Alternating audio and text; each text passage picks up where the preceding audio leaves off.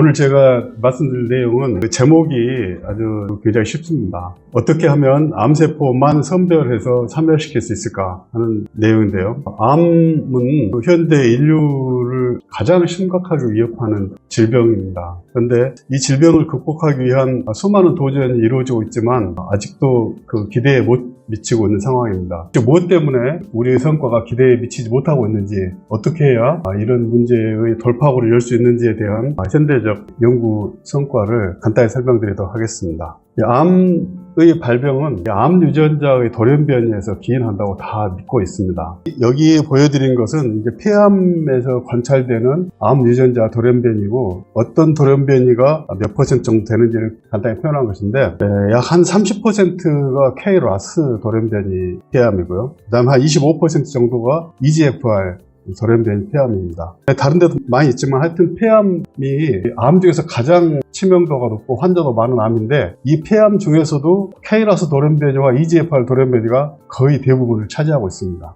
그래서 폐암 연구에 있어서는 특히 모든 암을 통틀어서도 이 RAS 돌연변이와 EGFR 돌연변이에 의한 암을 어떻게 우리가 극복할 수 있을 것인가 하는 것이 가장 중요한 과제가 되겠습니다.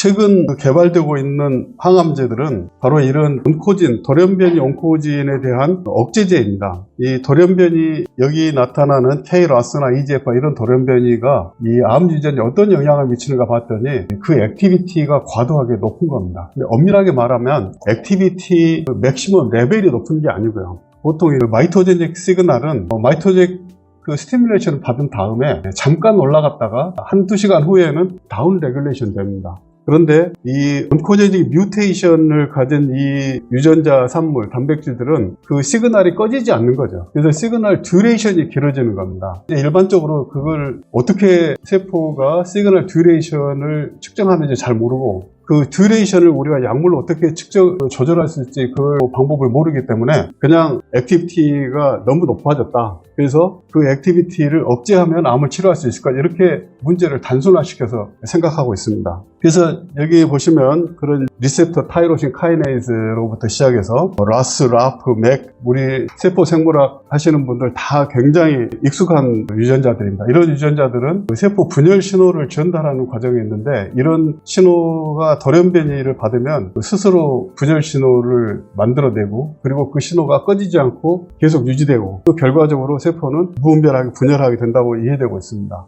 그래서 이런 돌연변이 유전자를 억제하는 물질, 이것을 표적 치료제라고 합니다. 그러니까 이 돌연변이를 가진 유전자를 표적이라고 하고, 이 과도한 액티비티를 가진 온코제닉 프로테인을 억제하는 억제제를 표적 치료제라고 해서 각각의 유전자 돌연변이에 대해서 다양한 타겟 표적 치료제들이 개발되어 있습니다. 이 이론에 따르면 그 온코제닉 액티비티가 필요 이상으로 높기 때문에 그것을 이니비터를 써서 억제하면 그 암은 치료가 돼야 됩니다. 이것이 만약에 치료되지 않는다면 그건 너무 이상한 일이죠. 그런데 이 표적 치료제 기법이 최초로 개발된 것은 서기 2000년이고 그로부터 25년 정도 지났습니다. 그래서 25년간 임상에서 수십 종의 표적 치료제들이 적용됐는데, 그 결과를 가장 전형적으로 보여주는 그래프를 여기 제시하였습니다. 이 그래프는 그 EGFR 돌연변이 폐암 환자에게 가장 폭넓게 이용되고 있는 이레사라고 하는 항암제, 이레사는 EGFR 돌연변이 억제제입니다.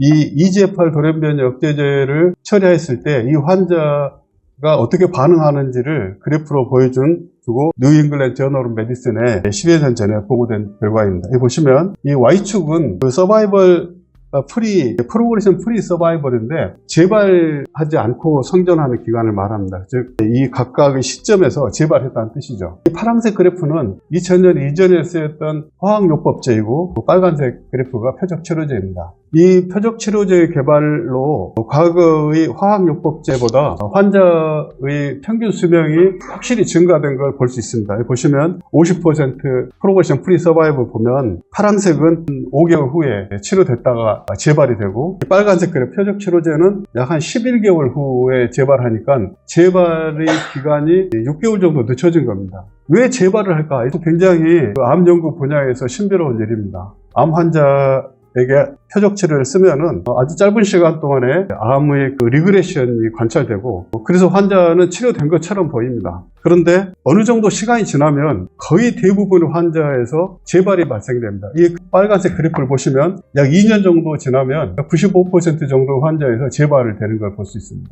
이 재발을 하게 되면 원래 썼던 항암제는 더 이상 듣지 않습니다. 이 재발한 암을 보면 이 원래 돌연변이 단백질, 암 유전자 단백질들은 그 약물에 의해서 아주 효과적으로 억제되어 있음을 알 수 있습니다. 그러니까 그 암 유전자를 억제하는데 실패해서 재발한 것이 아니고, 암 유전자 억제는 효과적으로 하고 있지만 그럼에도 재발하는 겁니다. 그 이유를 잘 살펴보니까 세컨더리 온코진 액티베이션이 발생하는 겁니다. 원래 있던 유전자 말고 다른 암 유전자 돌연변이가 발생한 것이기 때문에 처음 썼던 항암제는 더 이상 듣지 않는 것이죠. 그런데 이 온코제닉 뮤테이션이, 세컨더리 온코제닉 뮤테이션이 생기는 것은 굉장히 어려운 일입니다. 왜냐하면 암 환자가 보통 50대, 60대에 나타나는 걸로 봐서 정상인에게 두 번째 암 유전자 돌연변이가 나타나는 건 굉장히 드문 일입니다. 그런데 암 환자에게는 이게 굉장히 빨리 나타나거든요. 이게 도대체 어찌된 일인지 굉장히 이해하기 어려운 현상이 될 수 있습니다. 근데 이러한 암 환자의 평균 수명이 연장되고, 그 평균 수명 연장은 약 한 6, 7개월이고 맥시멈 1년 정도로 보여지고 있습니다.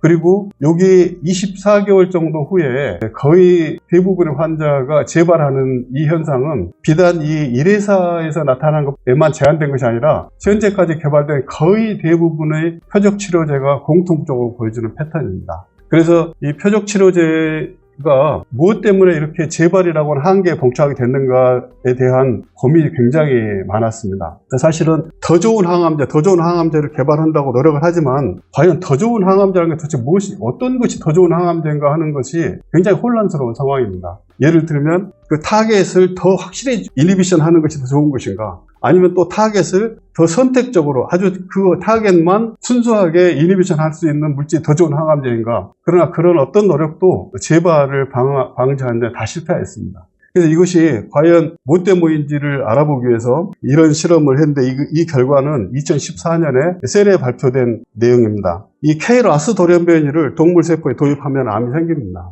그래서 이렇게 생긴 캔서 디벨롭먼트가 일어난 다음에 이 KRAS 액티비티를 억제하는데, 이때 제네틱 엔지니어링 기법을 통해서 완벽하게 억제할 수 있습니다.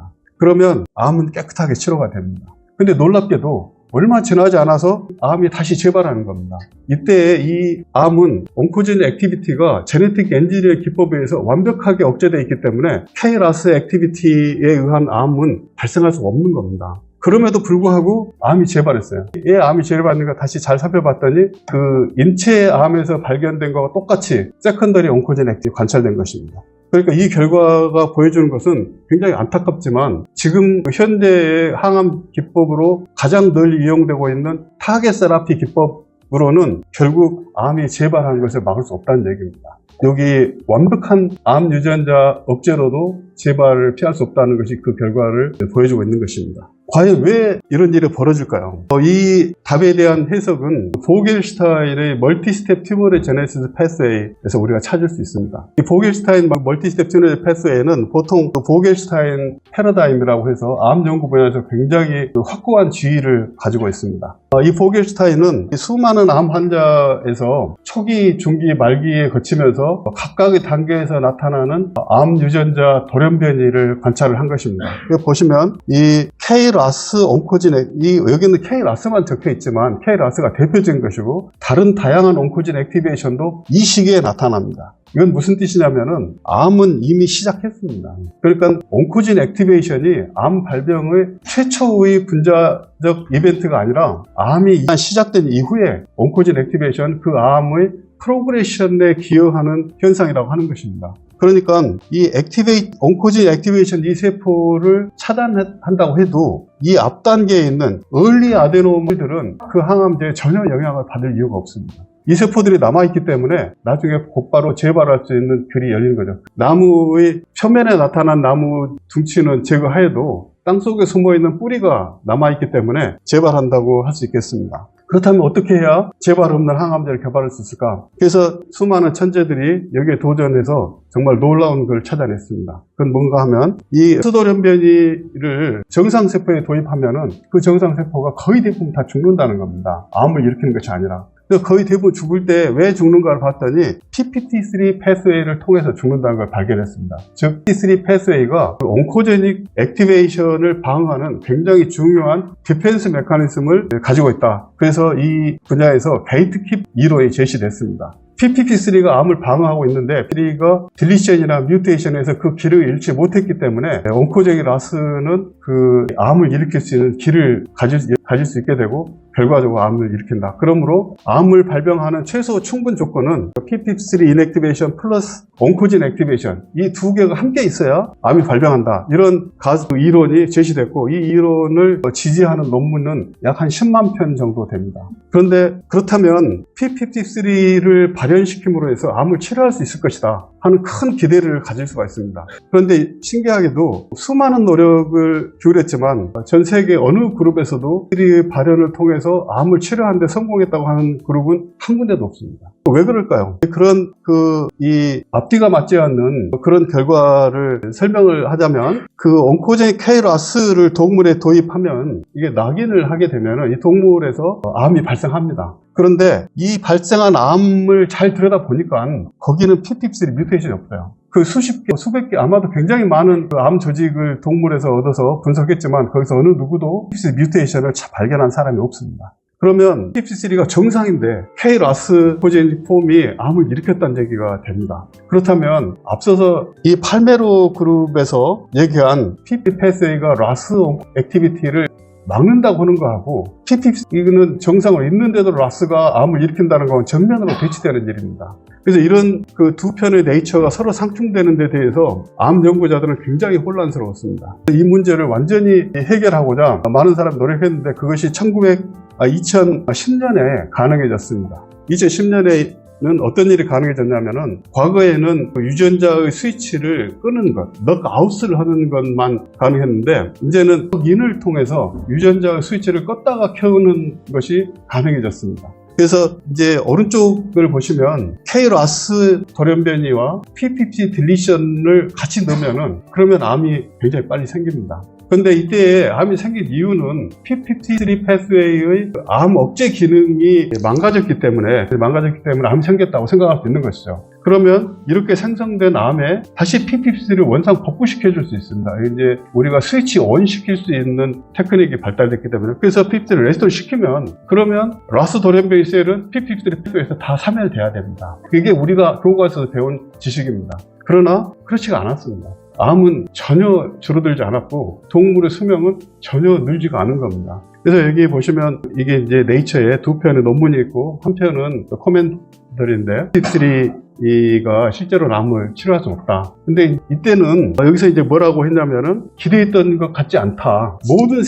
암세포가 p53에서 사멸되는 것은 아닌 것 같다. 그래서 이제 굉장히 유보적으로 평했습니다. 그러니까 이 실험에서는 폐암을 대상으로 실험을 했는데 폐암은 어쩌면 p53로 치료되지 않는 것 같다 이렇게 했는데 그 후로 많은 사람들이 폐암 이외에 다른 암에서도 동일한 실험을 했지만 어느 연구팀에서도 성공하지 못했습니다.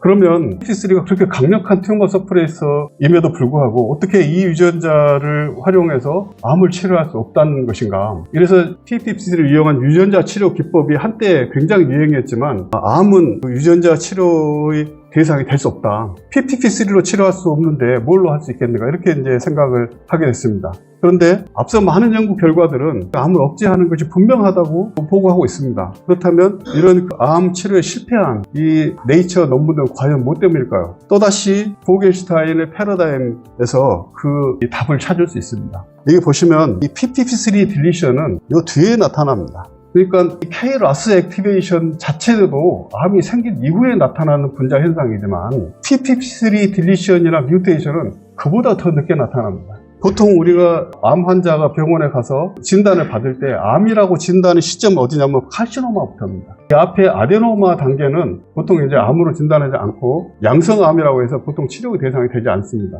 그러나 보겔슈타인의 패러다임은 이 양성암, 이 아데노마 단계가 멜리그넌트 카시노마로 가는 확실한 전 단계임을 얘기하고 있습니다. 그러니까 여기 세포가 이미 이게 몸에 있는 상태라고 하면은 그 다음에 악성암이 발생할 수 있는 전조가 이미 있는 것이죠. 근데 놀랍게도 PPC 딜리션은 코진 액티베이션 뭐 뒤에 나타나기 때문에 2단계에서 PPC를 복구시켜줘도 이 앞단계에 있는 세포가 영향을 받을 이유가 하나도 없는 겁니다. 그러니까 이걸 보면은 E3의 딜리션은 캔서의 프로그레션을 위해서 존재하는 것이 딜리션이 기여하는 것이지 캔서 이니시에이션이나 캔서 메인터넌스에 결정적인 기여를 하는 것은 아니다는 걸 알 수 있습니다. 그렇다면은 어떻게 해야 근본적인 암 치료가 가능할까요?